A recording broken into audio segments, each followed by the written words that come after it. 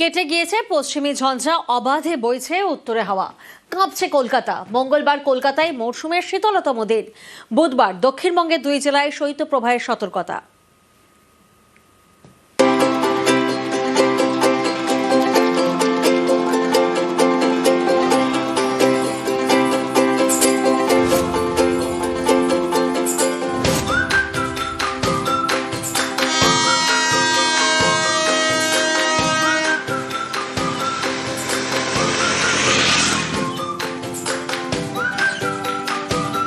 সারাদিন কুয়াশা, শীতের ভালোবাসা।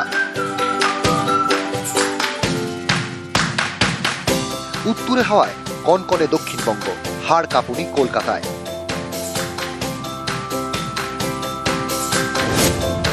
মঙ্গলবার কলকাতায় 10.2 ডিগ্রি, মরশুমের শীতলতম দিন।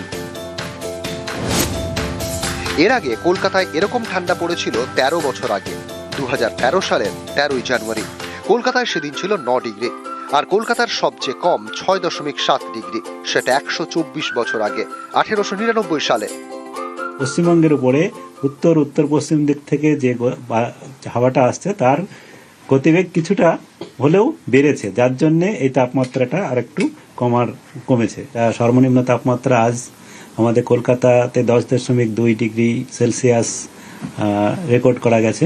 2013 সালে 9ই জানুয়ারি 9.0 হয়েছিল। সব থেকে সর্বনিম্ন তাপমাত্রা আমাদের আলিপুরে 1899 সালের 20 জানুয়ারি রেকর্ড করা গেছিল 6.7। কলকাতা পার্শ্ববর্তী অঞ্চলে আগামী 24 ঘন্টায় আগামীকালও 10-এর কাছাকাছি সর্বনিম্ন তাপমাত্রা, আর সর্বোচ্চ তাপমাত্রা আজ 18 ডিগ্রি সেলসিয়াসের কাছাকাছি থাকবে। দক্ষিণবঙ্গের 2 জেলা বীরভূম এবং পূর্ব বর্ধমান, এই 2 জেলায় বুধবার শৈত্যপ্রবাহের সতর্কতা। নদিয়া, মুর্শিদাবাদ, উত্তর 24 পরগনা, দক্ষিণ 24 পরগনার কিছু অংশ এবং হুগলির কিছু অংশ, এসব জায়গাতে শীতল দিন, এবং বীরভূম এবং পূর্ব বর্ধমানের জেলাতে শৈত্যপ্রবাহের সম্ভাবনা রয়েছে আগামী 3 দিন পর্যন্ত।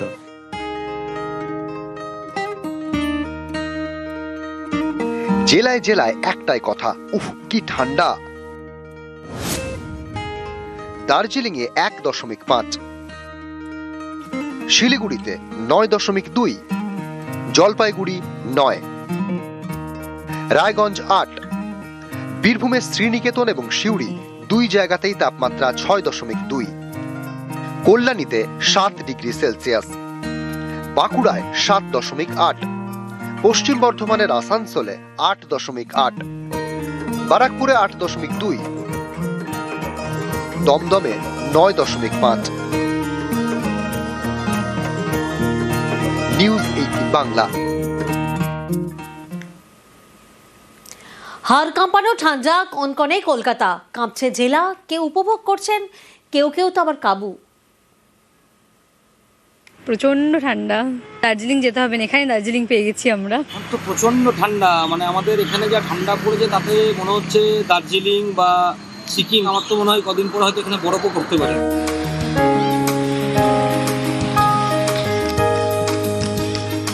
বন্ধু সোয়েটার, কানে চুপি চুপি কান ঢাকা টুপি,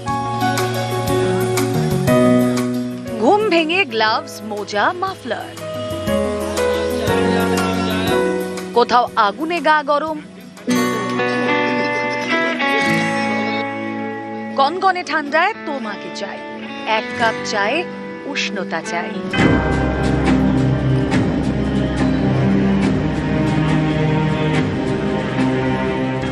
শীতে কাঁপছে কলকাতা, জেলায় জেলায় রেকর্ড পারদ পতন। কেউ বলছেন দার্জিলিং সিকিম যাওয়ার আর দরকার নেই, সমতলেই শীতের এমন কামড় যে হাত কেঁপে যাচ্ছে।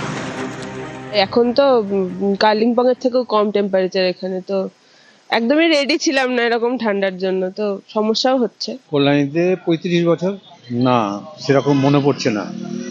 ইদানিংকালে 5-7 বছরের মধ্যে তো অবশ্যই না। ঠান্ডা বেশ ভালো অনুভব করছি।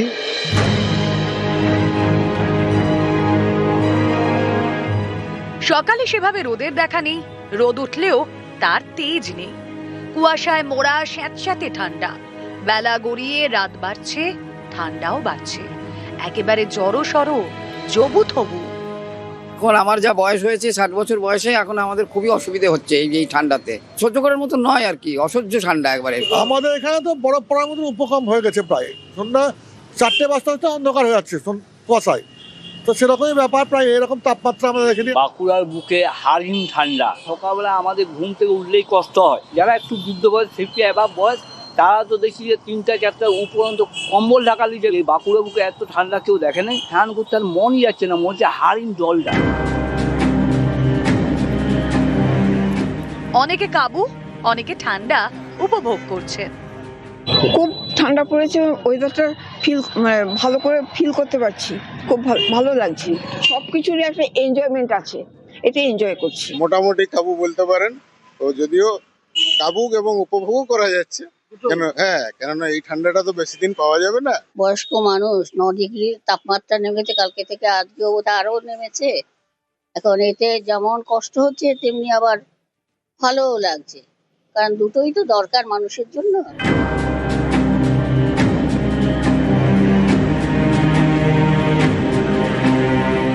কনকনে ঠান্ডায় জবুথবু উত্তরও। মালদা 2 দিনাজপুরে জাঁকিয়ে শীত। মঙ্গলবার দার্জিলিং এর পার্বত্য এলাকায় তুষারপাত হয়। নিউজ 18 বাংলা।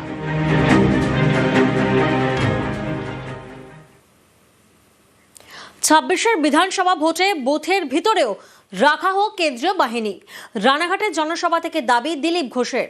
এদিকে ভোট ঘোষণার আগেই রাজ্যের আইন শৃঙ্খলায় নজরদারি শুরু নির্বাচন কমিশনের। প্রতি সপ্তাহে জেলা থেকে রিপোর্ট তলব। মাস্টারমশাই ফোন করেছেন, আপনি ঠিক বলেছেন, বুথের মধ্যে সেন্ট্রাল ফোর্স রাখুন, নালে আমাদের কানের কাছে বন্দুক ঠেকিয়ে বলে 50টা ছাপ্পা মোট বাড়বো। মাস্টারমশাই নড়বেন না কিন্তু।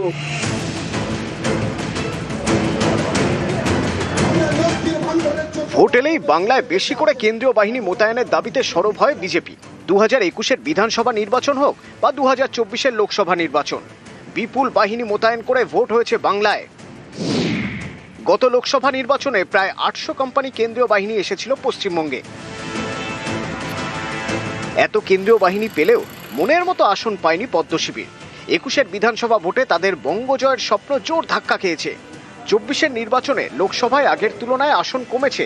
এবার 26-এর ভোটের আগে নয়া দাবি দিলীপ ঘোষের।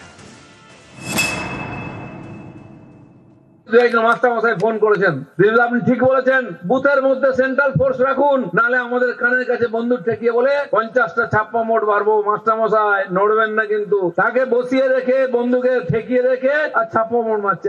50 থেকে 100টা ভুয়ো ভোট, ওটাই তো লিড আছে। তাই এবারের নির্বাচনে ভোট দেবে পশ্চিমবাংলার যারা ভোটার তারা। তারপরে যদি জিতে আসে টিএমসি, তাহলে মানবো হ্যাঁ মানুষের জাজমেন্ট। দলে সক্রিয় হওয়ার পরপরই এই দাবি শোনা গিয়েছিল দিলীপ ঘোষের মুখে। বারবার ডিমান্ড করেছি যে বুথের মধ্যে যাতে সেন্ট্রাল ফোর্স থাকে। তো যদি এটা হয় তাহলে পশ্চিমবাংলার মানুষ যারা ভয়ে ভোট দিতে যান না তারাও দিতে যাবেন, ভোটের পার্সেন্টেজ বাড়বে এবং লোকে নির্ভয়ে ভোট দিতে পারবে। তাহলে টিএমসির পক্ষে টেকা মুশকিল আছে। এবার একেবারে জনসভা থেকে দাবি দিলীপের। এরই মাঝে কোমর বাঁধছে নির্বাচন কমিশন। ভোট ঘোষণার আগেই এ রাজ্যের আইন শৃঙ্খলার উপর নজরদারি শুরু। এখন থেকে রাজ্যের আইন শৃঙ্খলা নিয়ে প্রতি সপ্তাহে রিপোর্ট পাঠাতে হবে নির্বাচন কমিশনকে। দিল্লি থেকে এমনই নির্দেশ দেওয়া হয়েছে রাজ্যের সিইওকে। জেলা ভিত্তিক এই রিপোর্টের উপর ভিত্তি করেই তৈরি হবে স্পর্শকাতর বুথের তালিকা। ঠিক হবে কত কেন্দ্রীয় বাহিনী মোতায়েন করা হবে বাংলার ভোটে। নিউজ 18 বাংলা।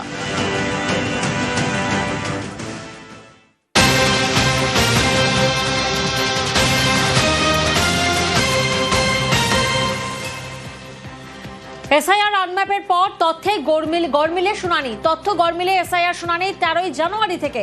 সোমরাজ প্রতিনিধি আমাদের সঙ্গে রয়েছেন। সোমরাজ, সিইও দফতর থেকে ঠিক কি নোটিশ ইস্যু করা হয়েছে? দেখো, জেলা শাসকদের নির্দেশ দেওয়া নোটিশ ইস্যু করতে মূলত লজিক্যাল ডিসক্রিপেন্সি বা তথ্যে গড়মিল যাদের রয়েছে, এরকম ভোটারের সংখ্যা প্রায় 94,49,000 যাদের তথ্যে গড়মিল বা লজিক্যাল ডিসক্রিপেন্সি যাকে কমিশনের ভাষায় বলা হয়। লজিক্যাল ডিসক্রিপেন্সির জন্য জাতীয় নির্বাচন কমিশনের তরফে একাধিক ক্যাটাগরি করা হয়েছে। রাজ্যের মুখ্য নির্বাচনী আধিকারিকের তরফে জেলা শাসকদের যে নির্দেশ দেওয়া হয়েছে সেখানে বলা হয়েছে লজিক্যাল ডিসক্রিপেন্সির মধ্যে কোনো ক্যাটাগরি নয়, প্রত্যেকটি ক্যাটাগরির জন্য নোটিশ ইস্যু করতে হবে। যদি সেক্ষেত্রে দেখা যায় যে বানানে ভুল রয়েছে রয়েছে, সেক্ষেত্রে কি করা হবে, বানানে যাদের ভুল রয়েছে সেটা পরবর্তী সময় জানিয়ে দেওয়া হবে। কিন্তু লজিক্যাল ডিসক্রিপেন্সির নোটিশ আজ থেকেই ইস্যু করতে হবে।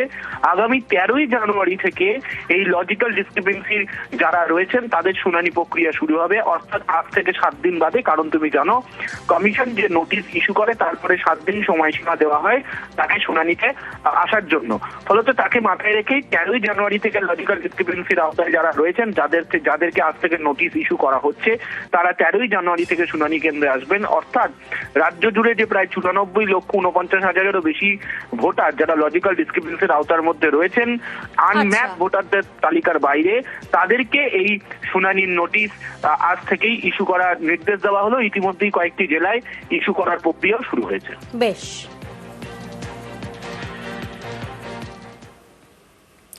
কমিশনকে ফের এসআইআর তোপ মুখ্যমন্ত্রীর। কমিশনের কাজ ভুলে ভরা বলে সরব মমতা বন্দ্যোপাধ্যায়। মানুষের হয়রানি নিয়ে কমিশনকে নিশানা। এসআইআর এ বিজেপির আইটি সেলকে ব্যবহারের অভিযোগ। কমিশনের পদক্ষেপ অসাংবিধানিক বলে দাবি করা হয়েছে। এসআইআর এর ব্যাপারে আমি সবাইকে বলবো, ভুল ভাল করছে ইলেকশন কমিশন। জীবিতদের মৃত দেখাচ্ছে, বয়োজ্যেষ্ঠদের নাকে নল পরিয়ে নিয়ে যাচ্ছে, এবং যেসব অ্যাপ করেছেন বিজেপির আইটি সেলকে দিয়ে, সেগুলো ইললিগাল, আনকনস্টিটিউশনাল, আনডেমোক্রেটিক। এভাবে চলতে পারে না। এসআইআর নিয়ে তৃণমূলকে পাল্টা কটাক্ষ দিলীপ ঘোষের। এসআইআর হয়ে গেল, আমরা প্রত্যেকটি ভোটার নিজেরা ফর্ম ফিল আপ করলাম।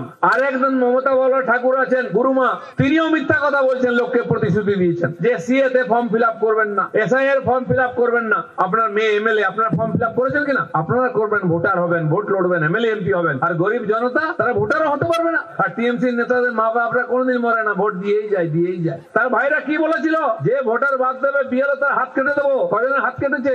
এক গোছা চুলো কাটতে পারোনি। কি বলছিল বিজেপির লোকেরা? গাছে বেঁধে দেবো। কাকে বেঁধেছো? কিচ্ছু করতে পারবে না, আঁটি বাঁধতে পারবে না তোমরা। যেই 58 লক্ষ বাদ গেছে উনি হাড় পাঁজর বেরিয়ে গেছে। দিদি বুঝতে পেরেছেন সময় খারাপ। আরো যদি 10, 20, 50 লক্ষ বাদ যায়, 1 কোটি হলে তো গেল। সুপ্রিম কোর্টে চলে যাচ্ছেন, খেলার নাম বাবাজি। ভাইপো তো তা না, দিল্লি পর্যন্ত চিৎকার করছেন আর রাস্তায় গড়াগড়ি দিচ্ছেন। শেষে দেখুন কেউ শুনছে না। এখানে এসে বলছে জানেন ইলেকশন কমিশন আমাকে আঙুল দেখিয়েছে। তুমি সকাল বিকাল আমাদের কাঁচকলা দেখাবে আর তোমাকে আঙুল দেখিয়েছে, খুব কষ্ট হয়েছে। দলের সক্রিয় হওয়ার পর দিলীপ ঘোষের প্রথম জনসভা নদিয়ার রানাঘাটে। রাজ্য সভাপতি সমীক ভট্টাচার্যের সঙ্গে সুর চড়ালেন, আক্রমণ শোনালেন দিলীপ ঘোষ। আর তিনি জানিয়ে দিলেন মন্ত্রী হতে চান।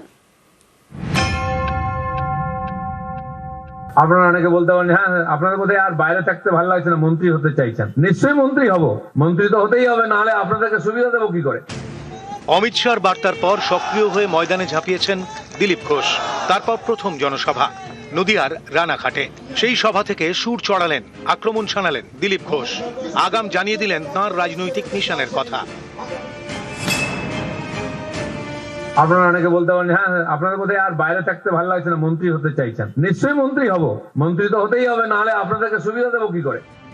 সক্রিয় হওয়ার পর প্রথম দলীয় জনসভা। রাজ্য সভাপতি সমীক ভট্টাচার্যের সঙ্গে এক মঞ্চে দিলীপ ঘোষ।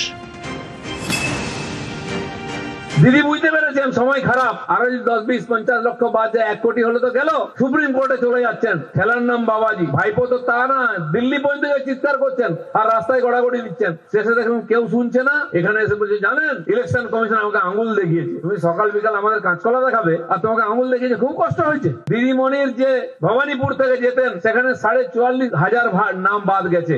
উনি কত ভোটে যেতেন? কেন যেতেন আমরা জানলাম। যেই নন্দীগ্রামে গেলেন, ওখানকার লোক বাড়ি পাঠিয়ে দিল হারিয়ে দিয়ে। ওখানে মাত্র 10,000 মৃত ভোটার ছিল, জিততে পারলেন না। 20, 25, 30% ভুয়ো ভোটার আছে। এই যে 3 বার জিতেছে টিএমসি, পুরোটা ভুয়ো ভোটারের ভোটে জিতেছে। সিপিএম তাই করতো। রানাঘাট দিয়ে শুরু, এরপর একগুচ্ছ জনসভা করার কথা দিলীপ ঘোষের। সভা করবেন দুর্গাপুরেও। সম্প্রতি বঙ্গ সফরে এসে দিলীপ ঘোষকে সক্রিয় হওয়ার বার্তা দেন অমিত শাহ। তারপর পুরনো মেজাজে ফিরেছেন বিজেপির প্রাক্তন রাজ্য সভাপতি। ময়দানে নেমেছেন, সুর চড়িয়েছেন। জেপিকে জিতিয়ে ক্ষমতায় আনা পশ্চিমবাংলায়, এটাই আমাদের কাছে মিশন। আর আমি 10 বছর ধরে এটা নিয়ে কাজ করছি। সক্রিয় হওয়ার পর নিজের পুরনো নির্বাচনী কেন্দ্র খড়গপুর সদরে গিয়েছেন দিলীপ ঘোষ। সেখানে একাধিক কর্মসূচিতে দেখা গিয়েছে তাকে। যে সবই জল্পনা তৈরি হয়েছে। তাহলে কি 26-এর বিধানসভা ভোটে পুরনো কেন্দ্র থেকেই ফের লড়তে চান দিলীপ? আমার সবসময় পছন্দের আসাম খড়গপুর, যখন থেকে আমাকে দাঁড়াতে বলা হয়েছিল আমি খড়গপুর বলেছিলাম, লোকসভায় তাই ছিল। গতবারে আমার পছন্দের বাইরে করা হয়েছিল, সেটা সবাই দেখেছেন রেজাল্ট কি। জল্পনা চলছে, আলোচনা চলছে, তারই মধ্যে ব্যাট হাতে ফের 22 গজে চালিয়ে খেলা শুরু দিলীপ ঘোষের। নিউজ 18 বাংলা।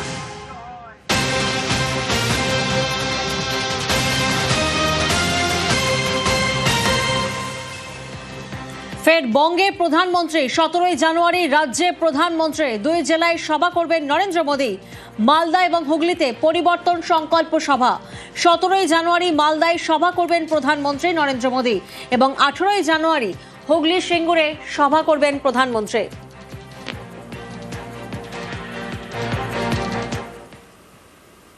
হাতিয়ার বঞ্চনার অভিযোগ, রামপুরহাটে বিজেপির বিরুদ্ধে সরব অভিষেক। 26-এর টার্গেট 250 সিট। 250 আসনে তৃণমূলকে জেতাতে হবে, না হলে যে দল 70টা আসন নিয়ে একটা গরিব ছেলেকে চিকেন প্যাটিস বিক্রি করে বলে মারছে, সেই দল যদি ক্ষমতায় থাকে তাহলে আগামী দিনেরা কি অবস্থা করবে বাংলার খালি একবার ভেবে দেখুন। 70টা আসন পেয়ে যদি বিজেপি আপনার রাস্তার টাকা, আপনার জলের টাকা, আপনার 100 দিনের টাকা, আপনার লক্ষ্মীর ভান্ডার বন্ধ করতে চায়, তাহলে এই দল যদি বাংলায় ক্ষমতায় আসতো কি বিভীষিকা তৈরি করতো আপনারা খালি একবার ভেবে দেখবেন। তাই এদেরকে শুধু হারানো নয়, শূন্য করতে হবে। 26-এ 50 পেরোবে না তৃণমূল, পাল্টা চ্যালেঞ্জ সুকান্তর। ওদের টার্গেটের কোনো দাম আছে নাকি? তৃণমূল কংগ্রেস এবারে 26-এর নির্বাচনে 50 অব্দি যাবে না, অপেক্ষা করুন, দেখতে পাবেন, মজায় আগে বলে। সোনালী খাতুনের সন্তানের নাম দিলেন অভিষেক। রামপুরহাটের সভা শেষে সোনালীর সঙ্গে সাক্ষাৎ করেন তিনি। হাসপাতালে সোনালীর সঙ্গে দেখা করেন অভিষেক বন্দ্যোপাধ্যায়।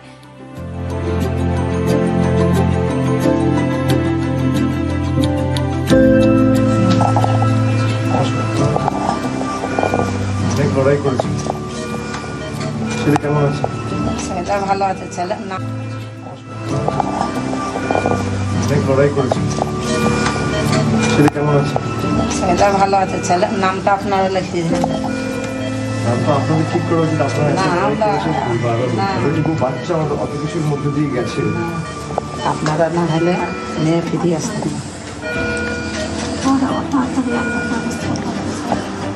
শোনো, আমি একটু দেখছি, আপনি এসব নিয়ে এখন ভাববেন না, শরীর ঠিক করুন, বিশ্রামে থাকুন। ওটা এত কিছুর মধ্যে দিয়ে গেছে, এত কষ্টের মধ্যে দিয়ে, সেরকম একটা নামও রাখা উচিত। এটা এত লড়াই, এই সংগ্রাম, এত প্রতিকূলতা এভাবে হেনস্থা করেছে, মানসিক শারীরিক অত্যাচার তো বটেই। ওর যে পুরো লড়াইটাকে না, সেই লড়াইটা যাতে জাস্টিফাইড হয় এমন একটা নাম দিতে হবে। আপন নামটা হলো আপন, আমাদের আপন বর করে দিয়েছিল না আপন, আর আপনি সুস্থ হয়ে তাড়াতাড়ি বাড়ি ফিরুন, আমি একটু দেখছি, তুমি চিন্তা করবেন, ঠিক আছে?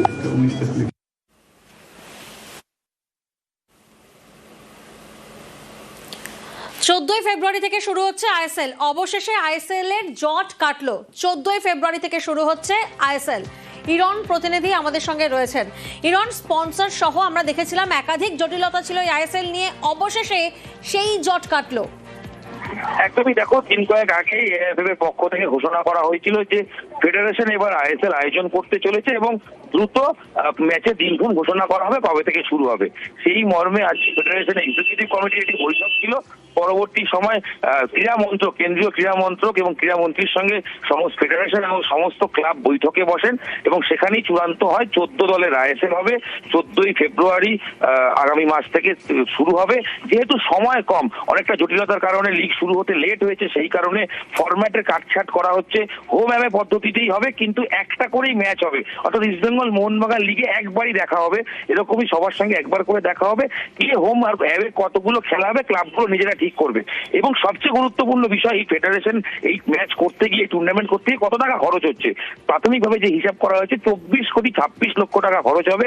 এই টাকার বেশিরভাগটা বা 9,77,00,000 টাকা ফেডারেশন দেবে, ফ্র্যাঞ্চাইজি গুলো 1 কোটি টাকার বেশি করে দেবে। এছাড়া সবচেয়ে গুরুত্বপূর্ণ টেন্ডার ডাকা হবে, মোট 91টি ম্যাচ হবে, প্রথমে হোম হবে, তারপরে নকআউট পর্বে, এবং টেন্ডার আগামীকাল ডাকার জন্য প্রক্রিয়া শুরু করা হচ্ছে। আমরা সবাই জানি যে এর আগে টেন্ডার ডাকার কারণে সেই সময় কিন্তু কোনো সংস্থা এগিয়ে আসেনি, তবে কেন্দ্রীয় সরকারের হস্তক্ষেপ হয়েছে বলে ফেডারেশন মনে করছে নতুন কোনো স্পন্সর পাওয়া যাবে, এবং সেই মর্মে তারা আগামীকাল সুপ্রিম কোর্টে যাচ্ছেন। টেন্ডারের নিয়ম কিছু শিথিল করে নতুন করে টেন্ডার ডাকা হবে, যাতে নতুন স্পন্সরশিপ পাওয়া যায়। সব মিলিয়ে ভারতীয় ফুটবলের আশার আলো। কবে আইএসএল হবে, সর্বোচ্চ লিগ, ফুটবলাররা বারবার চাইছিলেন, তারা ফিফার দ্বারস্থ হয়েছিলেন যে তাদের পায়ে বল কেড়ে নেওয়া হচ্ছে, ক্লাবগুলো প্র্যাকটিস বন্ধ করে দিচ্ছিল। সব মিলিয়ে সেই জট কাটলো। 14 ফেব্রুয়ারি থেকে আইএসএল ইন্ডিয়ান সুপার লিগ শুরু হতে চলেছে। বেশ, ধন্যবাদ ইরন।